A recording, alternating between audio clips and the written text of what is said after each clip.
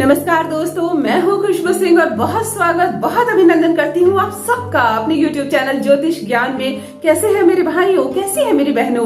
मेरे comment section में जय माता दी, हर हर महादेव जरूर लिखें, अपनी खैरियत जरूर बताएं। भगवान करे, ईश्वर करे, माता लक्ष्मी की कृपा आप सब पर खूब बरसे, खूब माला माल हो जाए आप सब।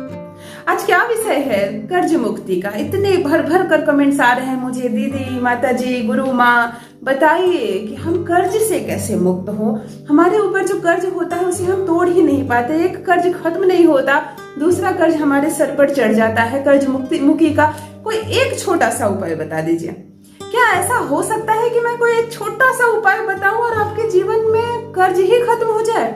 चलिए, आप तुला राशि हैं, आपके जीवन का कर्ज खत्म हो जाता है। वृश्चिक राशि वाले क्या करें? वो भी उसी उपाय को करें। सिंह राशि वाले क्या करें? क्या ऐसा अद्भुत चमत्कारी कोई उपाय होता है जो 12 की 12 राशियों को प्रभावित कर दे और आपके जीवन के हर प्रकार के कर्ज को दूर कर दे? नहीं, ऐसा नहीं होता है। आज का वीडियो अगर यदि आपके पास थोड़ा समय हो, 8-10 मिनट का समय हो और आप कर्ज से परेशान हो गए हो तो थोड़ा बारीकी से समझे। आज थोड़ा बातें भी करनी है आपसे। आप जब डॉक्टर के पास जाते हैं और आपको सर्दी हो रखा है, खांसी हो रखी है, आप सर्दी खांसी के बारे में ना बताकर आप डॉक्टर के पास जाते हैं और बताने लगते हैं कि मुझे बहुत गुस्सा आता है, मेरे सर में शाम के बाद दर्द होता है, तो डॉक्टर का दिमाग सीधे सबसे पहले आपकी मानसिक अवस्था पर जाएगा, क्योंकि सर में दर्द होता है और गुस्सा। वो आपकी सर्दी खांसी के बारे में सोचेंगे भी नहीं। मेरे पास भी कंसल्टेंसी के लिए कुछ ऐसे व्यक्ति आते हैं जो कर्ज से परेशान होते हैं और आकर अपने स्वभाव के बारे में मुझे ना बताकर, अपनी कुंडली ना दिखाकर अपनी परेशानी रख देते हैं कि हमारी पत्नी बहुत झगड़ा करती है हमसे, परेशान हो गए। एक तो कर्ज से परेशान है और दूसरी पत्नी से भी। क्या ऐसा उपाय है? और जब हम उसकी कुंडली हम लोग देखते हैं ध्यान से तो वो व्यक्ति अपने स्वभाव की तो चर्चा ही नहीं किया। वो तो खुद एक झगड़ालू किस्म का व्यक्ति है। वो सब कर रहा है, उसके घर में उसके जन्म कुंडली के ऐसे ऐसे भाव में पाप ग्रह बैठे हैं जिन्होंने अपने बारे में कुछ नहीं कहा, अपनी पत्नी के बारे में बता दिया, संतान के बारे में बता दिया। तो ऐसा ना करें। यदि आप किसी ज्योतिष के बारे में पास जाते हैं तो बिल्कुल सत्य बात बताएं। यदि आप शक करते हैं अपनी पत्नी पर, आप अपने माता पिता की इज्जत नहीं करते, तो शर्म ना करें। ये दोष है आपके ग्रहों का, ये ठीक हो जाएगा। तो ये बात साफ साफ बताएं, तभी वो आपके शत्रु भाव पर ध्यान ना देकर कर्ज वाले भाव पर ध्यान देंगे। आप समझिए, आपकी जन्म कुंडली आपके पास है। आज मैं आपको उपाय बता रही हूँ, उपाय भी बताऊंगी इस वीडियो के अंत में। आप आसानी से देख सकते हैं कि क्या ऐसा कार्य करें, कौन सा उपाय करें, किन ग्रहों की पूजा करें कि आप कर्जे से बिल्कुल मुक्त हो सकते हैं। अपनी जन्म कुंडली ले लीजिए। 4 घर कर्जों से संबंधित होता है। आपको 4 घर ध्यान से देखना है। सबसे पहली बात है, यदि धन का संचय आप करते हैं, आपके पास पैसे बचते हैं, तो आप पर कर्ज नहीं हो सकता, क्योंकि पैसे तो है आपके पास, आपने भविष्य के लिए कुछ निधि जमा करके रखी है। तो दूसरा घर, जन्म कुंडली का जो दूसरा घर होता है, वह धन के संचय करने का घर होता है। आप ध्यान से देखें कि उस घर में कौन कौन से ग्रह बैठे हुए हैं। आप उन ग्रहों का नाम 2 लिखकर डैश दे दीजिए और वहां पे ग्रहों का नाम लिख दीजिए।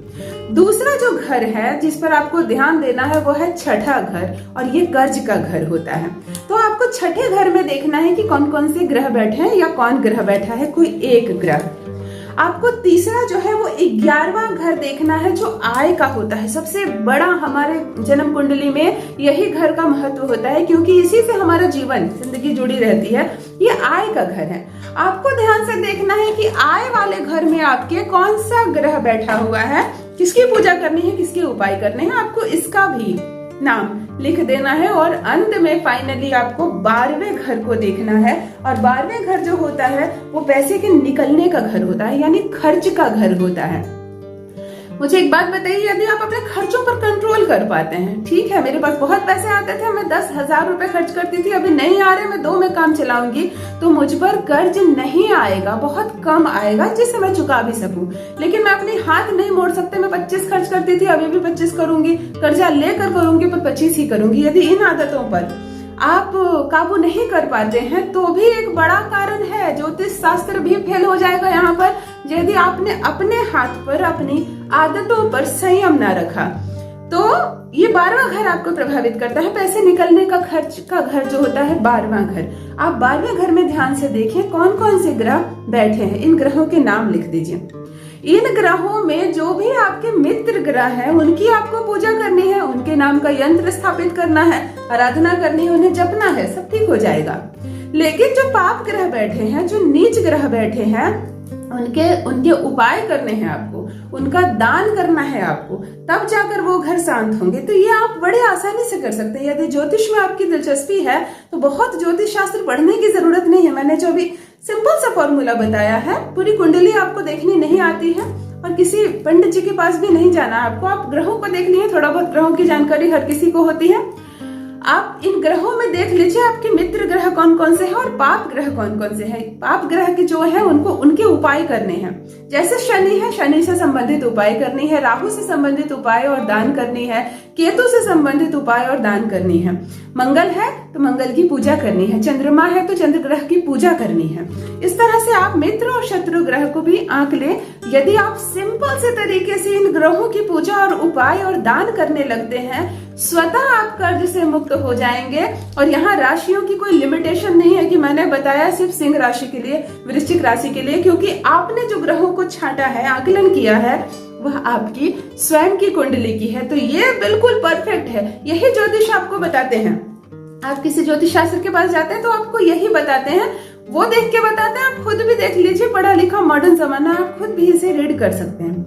अब आइए, आपके पास कुंडली नहीं है, आपको जन्म की तारीख ही नहीं मालूम है, कर्ज से आप बिल्कुल परेशान हो गए, तब क्या करें? तब हमारे टोटके और उपाय एक ऐसे सार्वजनिक होते हैं जो सब पर कार्य करते हैं। ऐसा नहीं है। कुछ उपाय आपको बताती हूँ जिससे आप कर्जों से बहुत राहत मिलेगी। यदि आप अपने ग्रहों का आकलन करके उसका उपाय करते हैं तो सर्वोत्तम है। इतना अच्छा फल मिलेगा आपको कि आप स्वयं भी हैरान रह जाएंगे कि आपने अपने जीवन को सब अपने ही हाथों से सुधार लिया। चलिए, कुछ नहीं पता है तो सबसे पहले एक बात गांठ बांध लीजिए कि अपने घर के मुख्य द्वार को, जो आपका गेट है, दरवाजा है, छोटा सा कुछ भी है, मुख्य द्वार पर गंदगी नहीं फैलानी है, कूड़ा कचरा नहीं फेंकना, जानवरों को बैठने नहीं देना। जैसे डॉग बैठ जाते हैं बहुत सारे, जब वो उठ के जाते हैं तो बदबू सी आती है, ये आपको अपने घर के मुख्य द्वार पर नहीं होने देना है। प्रातः ब्रह्म मुहूर्त के बाद, सूर्य उदय से ठीक पहले आप जागे, हमेशा सूर्य उदय से पहले। सूर्य को हम ज्योतिष शास्त्र में पिता का दर्जा देते हैं और वो जब आते हैं, हमारे घर में पिताजी आते हैं तो हम सब सीधे हो जाते हैं। टीवी देख रहे हैं, थोड़ा साउंड कम कर देते हैं, कोई जैसे तैसे लेटा पड़ा है तो वो थोड़ा सा सलीके से हो जाता है। क्यों? ये इज्जत है, डरना नहीं है पिता से, पर सम्मान है। वो पेरेंट्स है, हमारे गार्जियन आते हैं तो हम थोड़े से सीधे हो जाते हैं। तो जब सूर्य आ रहे हैं हमें प्रकाशित करने के लिए, ऊर्जा देने के लिए, तो हम सोए बैठे ना रहे, जैसे तैसे कुछ अवस्था में ना रहे, हम सोकर उठ जाएं और अपने घर के मुख्य द्वार को धो दें, झाड़ दें, साफ कर दें। ये एक प्रथम उपाय है, बड़ा छोटा उपाय है। उसके बाद आप सो जाएं जाकर। आपको नींद बहुत आती है, आपकी नींद पूरी नहीं होती, मुख्य द्वार साफ करने के बाद आप सो सकते हैं। मैं इतनी पाबंदी नहीं लगाऊंगी कि आपको उसी वक्त स्नान करना है, पूजा पाठ करने है, वो अलग बात होती है। मुख्य द्वार साफ करके आप सो सकते हैं। ये प्रथम है कर्ज मुक्ति का उपाय। दूसरा, आप शुक्रवार के शुक्रवार चौमुखा दिया ले लें, जिसमें 4 मुंह होते हैं, और घी ले ले, गाय का जो घी होता है वो भर के 4 बाती लगाकर हर शुक्रवार को चौमुखा दिया शाम को 6:30-7 बज जाए मुख्य द्वार पर जला दीजिए। घी इतने अच्छे से भरिए कि काफी लंबे समय तक, मतलब रात्रि हो जाए उसे जलते जलते, घंटे 2 घंटे वो जल जाए। यदि आप शुक्रवार के शुक्रवार ये करने लगते हैं तो भी आप कर्ज से मुक्त हो जाते हैं। ये सब उपाय उनके लिए है जो उनको कुछ नहीं आता, बस वो उपाय करना चाहते हैं, कुंडली के चक्कर में नहीं पड़ना चाहते। तीसरा उपाय बताती हूँ। तीसरा उपाय ये है कि आप हमेशा परफ्यूम और इत्र का प्रयोग करें अपने शरीर पर। स्नान करने के बाद आप हमेशा नित्य परफ्यूम और इत्र जो भी व्यक्ति लगाते हैं, धन संबंधी समस्या उनकी दूर हो जाती है, शुक्र उनका सुधर जाता है। और जहाँ शुक्र सुधर गया, फिर मैं कुंडली पर आती हूँ, शुक्र को सुधार लिया आपने तो धन से संबंधित कोई समस्या आपके जीवन में कदम नहीं रखेगी।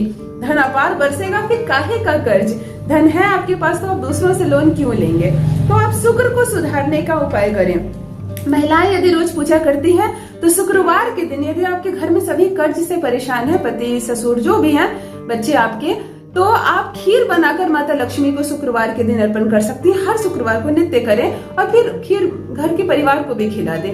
खीर बरकत की, जो हम लोग बढ़ते हैं ना, धन लक्ष्मी जो बढ़ती है घर में, उसका सूचक एक ऐसा भोजन है जिसे खाने मात्र से समृद्धि आती है। तो शुक्रवार को नित्य आप हर शुक्रवार को माता लक्ष्मी को खीर का भोग लगाएं और मोगरे का इत्र भी उन पर छींट दें, तो भी घर जो है कर्जे से मुक्त होता है। तो ये सारे कुछ ऐसे उपाय हैं जो बिल्कुल आप कर सकते हैं।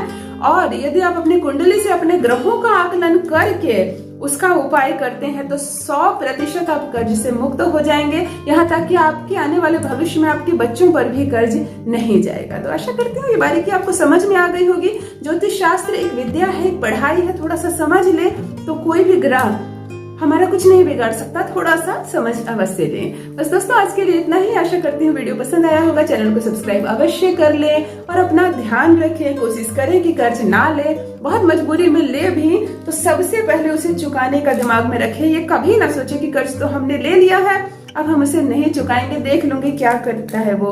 तो ऐसा करने से भी कई ग्रह हमारे शत्रु हो जाते हैं और फिर दूसरे टाइप का हमें परेशानी होने लगती है लाइफ में। आज के लिए इतना ही दोस्तों। रखिए अपना ख्याल, रखिए अपनों का ख्याल। बहुत बहुत धन्यवाद।